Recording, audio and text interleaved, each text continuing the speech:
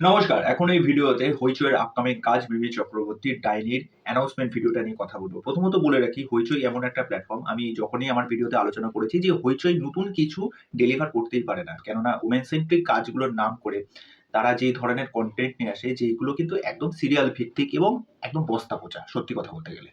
কেননা সেই একই গদগদে জিনিস, এটার মধ্যে না কোনো নতুনত্বের ছোঁয়া নেই। কিন্তু এই যে ডাইনির যে অ্যানাউন্সমেন্ট ভিডিওটা ড্রপ আউট হয়েছে যেখানে মিমি চক্রবর্তীকে আমরা দেখতে পাচ্ছি এবং এই ক্যারেক্টারটার মধ্যে না একটা পোটেনশিয়াল আছে এবং সে একটা ফেরোসাস একটা ক্যারেক্টার।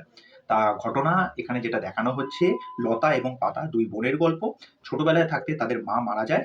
মিমি চক্রবর্তীর ক্যারেক্টারটা সে হচ্ছে পাতা, সে তার বোনকে হিংসা করে। আর সেই ছোটবেলা থাকতে সে তার বোনকে ছেড়ে অন্যত্র চলে যায়।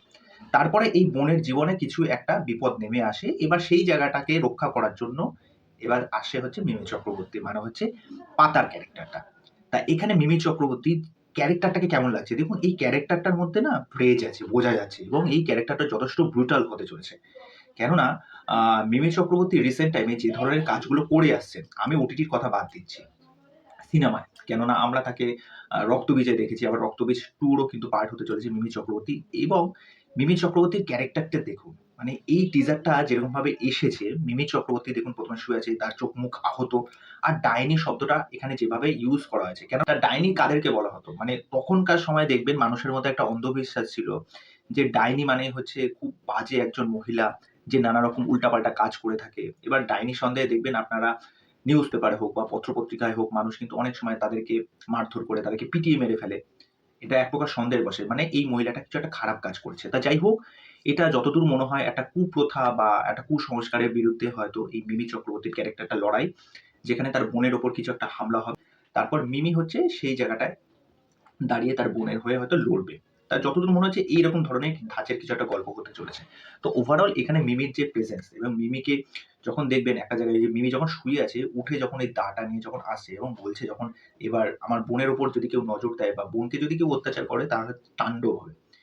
ওই ওয়ার্ডটার মধ্যে মানে মিমি চক্রবর্তীর আপনি চোখ মুখের এক্সপ্রেশন দেখুন। মানে আমার তো ব্যাপক লেগেছে টিজারটা।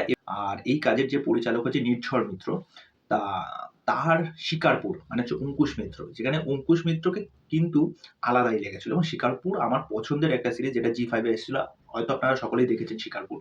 ওভারঅল আমার এই অ্যানাউন্সমেন্ট ভিডিওটা মিমিকে তো হেভি লাগছে এবং মিমি যথেষ্ট মানে টলিউডের ক্ষেত্রে যথেষ্ট পরিশ্রমী একজন নায়িকা। কেন কথাটা বললাম?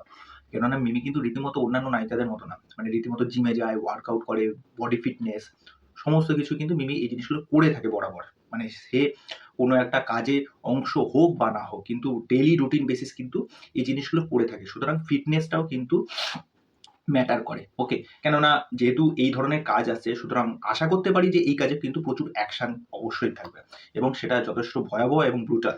তো ওভারঅল অ্যানাউন্সমেন্টটা কিন্তু আমাকে যথেষ্ট হুক করে রাখতে পেরেছে, যথেষ্ট এনগেজিং। মিমি চক্রবর্তীকে ঘ্যামা লাগছে।